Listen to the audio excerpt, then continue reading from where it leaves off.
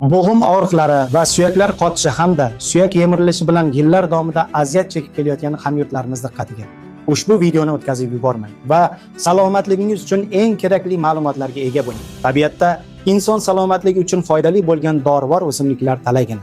Faqat ularning qaysi biri nimaga davo bo'lishini biz yaxshi bilmaymiz. Keling, ularning ayrimlari haqida qisqacha aytib o'taman. 10 mg lotuq ildizi, 10 mg adovanchik ildizi, 10 mg sabelnik ildizi, 10 mg rayhon mevalari, 5 mg at kashtani va yana 5 mg lipa guli.